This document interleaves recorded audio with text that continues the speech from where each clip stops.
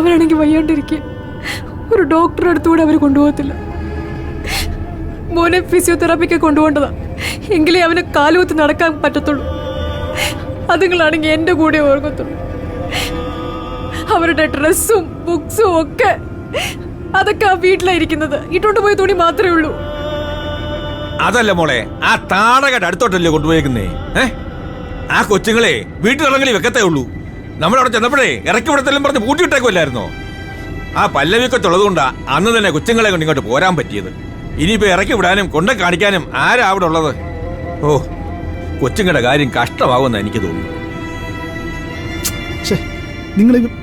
നിങ്ങൾ വെറുതെ ആവശ്യമില്ലാതെ ആൻസിയെ വിഷമിപ്പിക്കുന്ന ഓരോ കാര്യങ്ങൾ പറയുന്നതിനാ.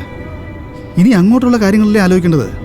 സാറേ, അങ്ങോട്ടുള്ള കാര്യങ്ങളെ ആലോചിച്ച് കൂട്ടിയതാ ഇവിടെ കൊണ്ടെത്തിച്ചത്. വെറുതെ എന്നെ കൊണ്ടൊന്നും പറയിപ്പിക്കല്ലേ. ആ, എങ്ങാണ്ടൂന്ന് വന്ന ഒരു വക്കീല ആ ഇസ്മയില് സാറാണ് അങ്ങ് ഡൽഹിയിൽ നിന്ന് വന്നതാ, കോടി കെട്ടിയവൻ. എന്നിട്ട് മറ്റേ വക്കീലോ തുണി അഴിച്ച് തലയെ കെട്ടി പിള്ളേരെയും കൊണ്ട് അങ്ങ് പോയി. കൊച്ചപ്പൊന്നും മിണ്ടാതിരിക്കോ? പിന്നെ കാര്യങ്ങൾ പറയാതിരിക്കാൻ നിൽക്കുമോ? കൊച്ചപ്പ, സാർ ശ്രമിക്കാത്തോണ്ടാണോ? അവരുടെ വക്കീല് കോടതി കയറി അവരുടെ ഭാഗത്തുനിന്ന് പറഞ്ഞതൊക്കെ സത്യമല്ലേ? ആൻസി വർഗീസ് സ്ത്രീ സമൂഹത്തിന് അപമാനം ഉണ്ടാക്കിയവളാണ്. അന്യപുരുഷന്റെ കൂടെ കിടക്ക പങ്കിട്ടവളാണ്. ആ വീഡിയോ പ്രചരിപ്പിച്ച പ്രശസ്തയായവളാണ്. പോലീസ് വകുപ്പിന്റെ മുഖ്യമന്ത്രിയൊക്കെ വെല്ലുവിളിച്ചവളാണ്. ഇതൊക്കെ ഇതല്ലാന്ന് തെളിയിക്കാൻ എന്റെ കയ്യിൽ എന്തോ ഉള്ളത്? ആ മോളെ, തെളിയിക്കാൻ പോയിടത്ത് എല്ലാം തടസ്സമായില്ലയോ? അതിന് തടയിടാൻ നമുക്ക് പറ്റിയോ? ഇല്ലല്ലോ. കേസും ബുക്കാറുമായിട്ടൊക്കെ അങ്ങ് ഇറങ്ങുകയും ചെയ്തു. ഡെയിലി വാർത്തയ്ക്കുള്ള വകുപ്പായി. നാണക്കേട്. ഉച്ചയ്ക്ക് ടിവിയിലൊക്കെ വാർത്ത വന്നെന്ന് ജംഗ്ഷനിൽ ദാവീദ് എന്നെ വിളിച്ചു പറഞ്ഞത് കൊച്ചുങ്ങളെ ഭർത്താവ് അങ്ങ് കൊണ്ടുപോയെന്ന്. ആൻസി വർഗീസ് കുഴപ്പക്കാരിയാണെന്ന് അവന്മാർ ഇതോടങ്ങ് ഉറപ്പിച്ചു. ഇനിയിപ്പോ തെളിയിച്ചിട്ടെന്താ കാര്യം? നിങ്ങളൊന്നും മിണ്ടാതിരിക്കേ, കാര്യങ്ങൾ മനസ്സിലാക്കിയിട്ട് സംസാരിക്കേ.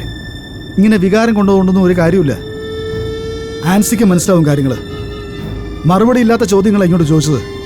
ഇങ്ങനെയുള്ള ചോദ്യങ്ങൾ വരുമെന്നും എനിക്കറിയായിരുന്നു. കുട്ടികളെ അവർക്ക് വിട്ടുകൊടുക്കാതിരിക്കാനുള്ള ഒരു വഴിയും നമ്മുടെ കയ്യിലില്ല. അതൊരു സത്യമാണ്. കുട്ടികളുടെ വെൽഫെയറും എഡ്യൂക്കേഷനൊക്കെ മുടങ്ങിപ്പോയില്ലേ? അതൊരു സത്യമല്ലേ? ആ, ജയിലിൽ കിടന്നതും സത്യമാ. സത്യമല്ലതായിട്ട് കോടതി കയറി ആരും കള്ളം പറഞ്ഞിട്ടില്ല. സത്യം സത്യമായിട്ടാ പറഞ്ഞത്. പക്ഷേ എന്റെ കൊച്ചു പിഴച്ചതല്ലെന്ന് തെളിയിക്കാനായിട്ട് ഒരു വകുപ്പ് കയ്യിലില്ല. ഉണ്ടോ സാറേ? ഉണ്ടോ? എന്റെ കയ്യിലൊന്നുമില്ല. അവള് വല്ല വിഷമം കഴിച്ച് ചത്തുപോകുന്ന എനിക്ക് തോന്നുന്നത്. ഇതിലും വലുത് ആൻസി വർഗീസിന് എന്താ വരാ ഉള്ളത്?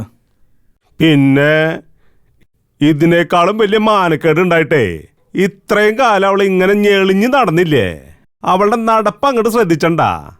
ലോകം അടക്കി ഭരിക്കണ പോലെയല്ലേ അവളുടെ നടപ്പ്. ആ ജഡ്ജ് ആളും മിടുക്കനായതുകൊണ്ടേ കൊടുക്കണ്ട പോലെ അങ്ങോട്ട് കൊടുത്തു.